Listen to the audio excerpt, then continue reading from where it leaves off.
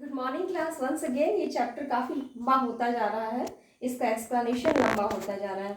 तो अब जाकर के जो है ना, तस्वीर जो है वह साफ हुई, पिक्चर क्लियर हुआ। क्या पिक्चर है कि राम निहाल को यह शक है कि मनोरमा उससे प्रेम करती है, क्योंकि वह उसे बार बार पत्र लिख करके पटना बुला रही है अपनी सहायता करने के लिए। और यह जो है श्यामा की दिनचर्या को देख करके यह जो है श्यामा को ही पसंद करने लगा है। और इन सारी बातों से श्यामा जो है बिल्कुल बेखबर। और अब देखिए कि वह किस तरह से आदेश देती है राम निहाल को, है ना।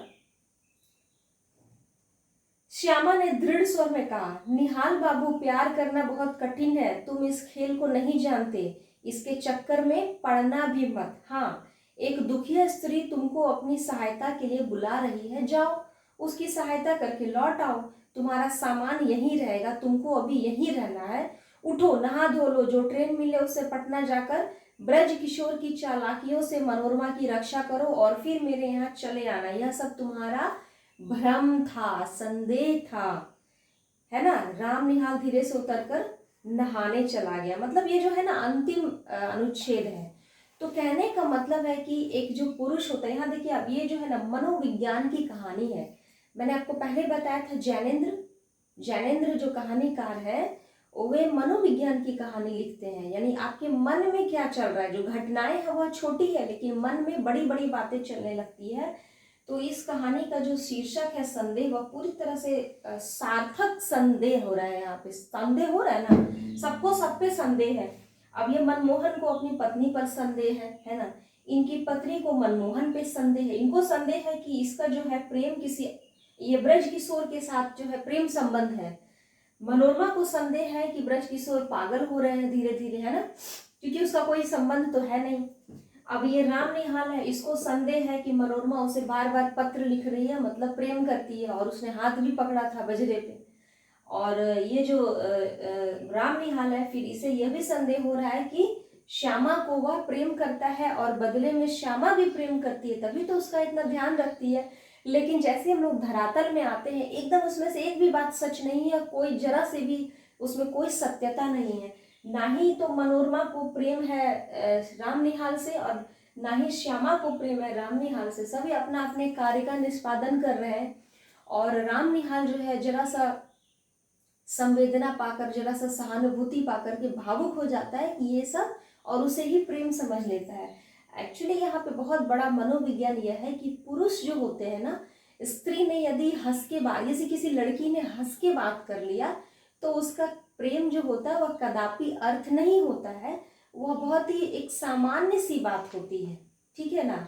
और स्त्रियां जो होती हैं वो बहुत ही अच्छी होती हैं। इस कहानी जो है यह भी स्थापित करता है कि सभी स्त्री अपना अपना कार्य कर रही हैं। इस कहानी में दो स्त्रियां हैं, दो अपना अपना कार्य कर रही हैं, और पुरुष जो है वही बड़े कंफ्यूज है ना। कंफ्यूजन हो गया ना राम निहाल को, इसीलिए तो वह घर छोड़ करके जा रहा था।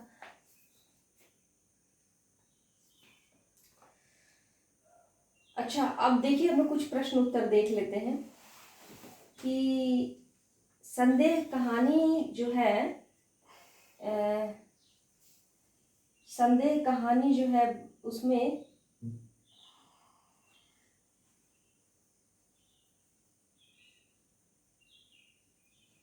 एक प्रश्न जो है, संदेह कहानी की सार्थकता बताइए। तो इस कहानी में किसको किस पे क्यों संदेह हो रहा है, अभी जो मैंने बताया वही है उत्तर। दूसरा है कि ब्रज किशोर कौन है और उसकी प्रवृत्ति कैसी है। तो इस कहानी में ब्रज किशोर राम निहाल जिस दफ्तर में काम करता है उसका प्रबंधक है, यानी कि मैनेजर है ना।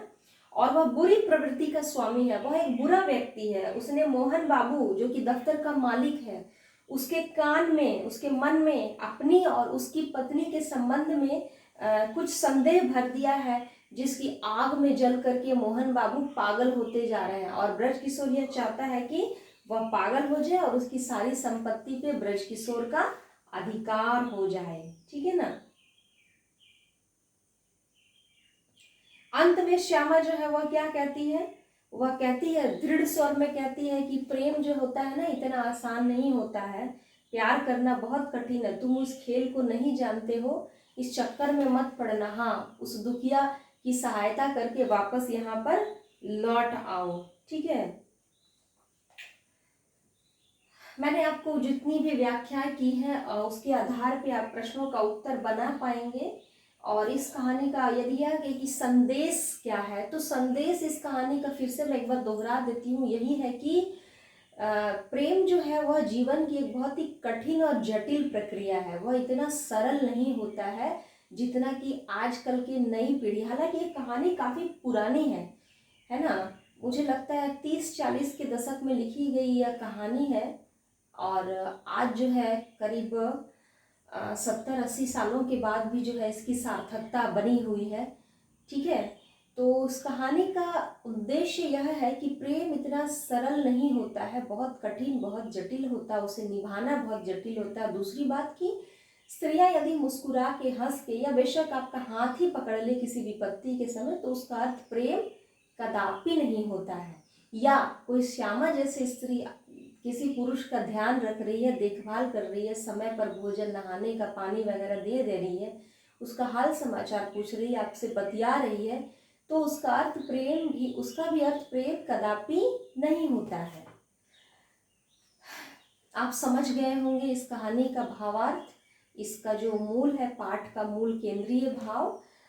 यदि प्रश्न उत्तर में किसी तरह की शंका हो, कोई संदेह हो, तो मुझे टेक्स्ट करके पूछिएगा। Thank you class.